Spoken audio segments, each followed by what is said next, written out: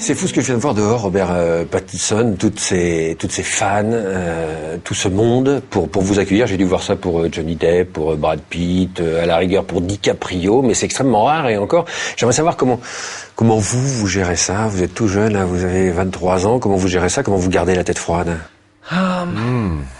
Comment je garde la tête froide? J'ai du mal. En fait, j'ai toujours essayé de dissocier clairement vie privée et vie publique. Des cas, de la presse, de la foule, j'essaie de me convaincre que c'est pour le personnage qu'ils sont là, et pas pour moi. Et donc c'est une sorte de réflexe salvateur pour l'ego. Sinon, je crois que j'exploserais. Non, c'est très sympa, mais en fait, ce qui est bizarre, c'est que quand on est face à une foule, face à des fans, on ne sait pas ce qu'il faut faire pour les satisfaire. Du coup, c'est assez bizarre. Mais est-ce qu'on fait pas ce métier-là pour ça aussi, ce métier d'acteur, pour être aimé? Oui, d'une certaine manière, bien sûr. Mais là, avec le phénomène Twilight, il s'est passé quelque chose d'assez énorme. Je suis devenu une sorte de célébrité, et alors qu'à mes débuts, moi, je me trouvais pas forcément intéressant en tant que personne. Et j'avais donc envie d'interpréter des rôles construits qui me permettraient, d'une certaine façon, de m'enrichir psychologiquement. J'avais envie et besoin de m'épanouir au travers de mes rôles. Alors je ne sais pas jusqu'à quel point vouloir être aimé a pu jouer, hein. Évidemment c'est plaisant, hein. Bien plus que d'être détesté ou méprisé. Je comprends ça. Est-ce qu'on peut justement faire un parallèle entre un vampire et un acteur? Vous me disiez que on fait ça pour se rendre intéressant, c'est-à-dire qu'on va puiser quelque chose dans ces personnages. Est-ce que les vampires, les acteurs, les vampires, les stars, c'est un peu la même chose? Oui, c'est vrai. Et puis aussi, quand on pense au métier d'acteur, c'est une bonne métaphore que celle du vampire, parce que son sort dépend totalement des autres, des personnes qui vivent autour de lui. Et c'est pareil pour un acteur. D'une certaine façon, il faut toujours plaire au public. Si les gens ne viennent pas voir votre film, vous ne ferez pas carrière. Qu'est-ce qui vous plaît chez les vampires, Robert Pattinson?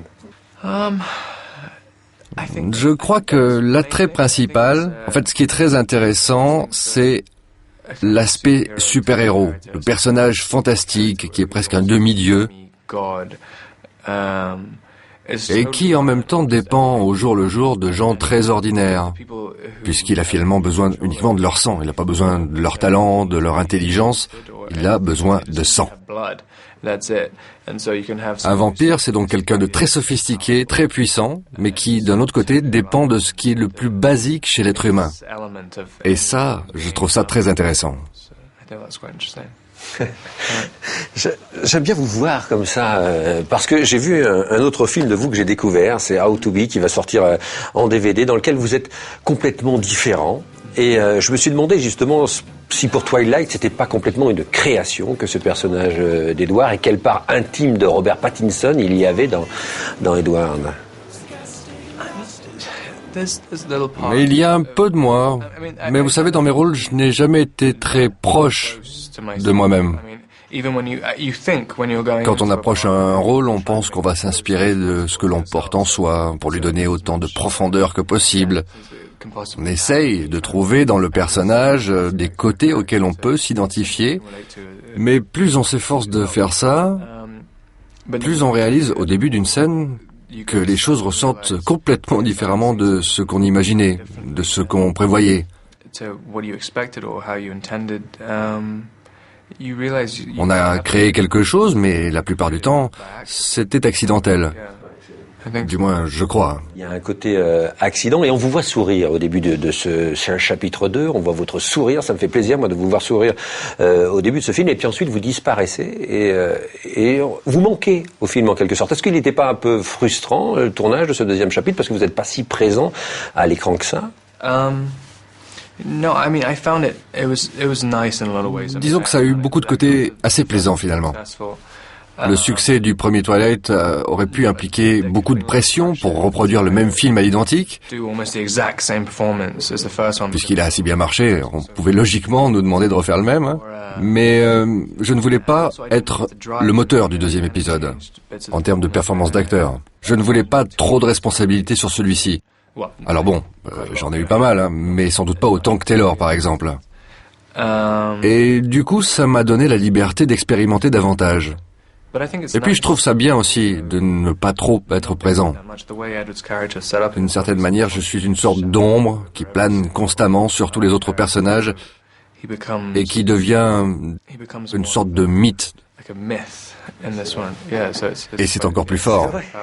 C'est vrai, vous êtes presque plus présent. Comment justement vous dites expérimenter? Comment vous créez? Est-ce que vous parlez? Est-ce que vous avez parlé avec l'auteur Stéphanie Meyer pour trouver le ton de ce personnage? Est-ce que c'est votre réalisateur qui vous donne des indications? Comment ça se passe? En fait, je suppose que ce qui a eu le plus d'influence, ça a été ma première rencontre avec Kristen. J'imaginais quelqu'un de radicalement différent en fait pour jouer le rôle de Bella.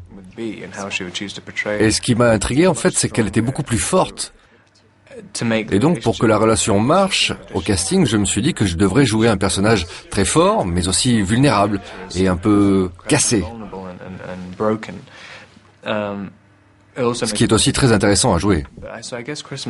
Et d'ailleurs, je remercie énormément Catherine Hardwicke, la réalisatrice du premier Twilight, pour m'avoir donné cette liberté. Ça m'a énormément aidé. Comment vous qualifieriez justement Kristen Stewart, votre partenaire, en 3 adjectifs? Comment vous la décririez?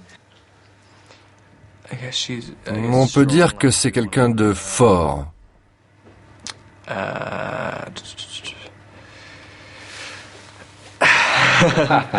J'essaie de réfléchir.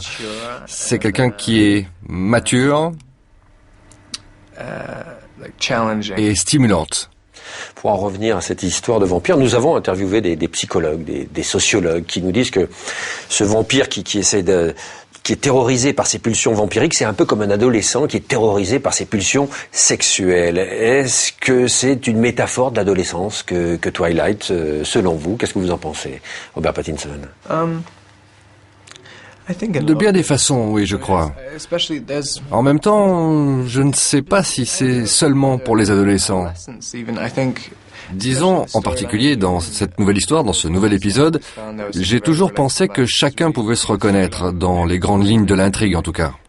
C'est ce qui m'a donné envie de faire la série d'ailleurs. Je l'avais lu avant de tourner le premier. Ça parle de ce qui se passe quand on tombe amoureux pour la première fois, surtout pour un jeune garçon. On a un peu tendance à placer la fille sur un piédestal. On a une imagination un petit peu débordante à son sujet et on commence à la voir comme une personne n'ayant absolument aucun défaut. Et plus on la connaît, plus on se dit qu'on est amoureux d'elle et on ne trouve absolument rien à lui reprocher. Mais parallèlement, on commence à se trouver à soi-même de plus en plus de défauts. Et on retrouve ce schéma émotionnel dans le film avec cette histoire de vampire qui s'en veut de mettre en danger celle qu'il aime. De bien des façons, c'est une bonne métaphore de la façon dont on peut être terrifié de s'engager dans une relation la toute première fois, quand on se rend compte que cette relation pourrait être importante, que ce n'est pas juste une amourette.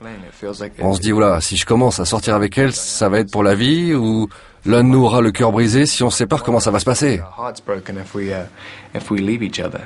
Donc oui, c'est une bonne métaphore de l'adolescence. On sent que c'est le jeune homme qui parle parce que vous êtes à peine sorti de l'adolescence finalement, Robert Pattinson. Est-ce qu'on peut en savoir plus sur l'acteur? Qu'est-ce qui fait vibrer l'acteur, le spectateur, Robert Pattinson? Quels sont ses acteurs fétiches, ses films fétiches? Qu'est-ce qu'il va voir au cinéma?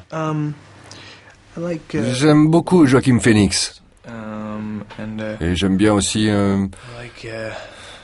Ryan Gosling, parmi les jeunes acteurs. Hein. J'ai toujours adoré tous les films de Brando, ça. Mais je n'ai pas de goût spécifique en fait en matière de films. J'aime beaucoup de films français. D'ailleurs, j'ai grandi en regardant énormément de films français. J'adore Godard. Lesquels, par exemple? Je suis fan de Pierrot le Fou. C'est un de mes films préférés. Et puis il y a aussi, quel est le titre en français? Les yeux sans visage. Ouais. Ce film est génial. Eh ben, un garçon qui aime Pierrot le Fou ne peut être que formidable. Merci beaucoup Robert Pattinson. Ben voilà, on s'est fermé. Merci à tous de nous dire merci. Robert Pattinson, à très bientôt. Merci encore. Je vous en prie.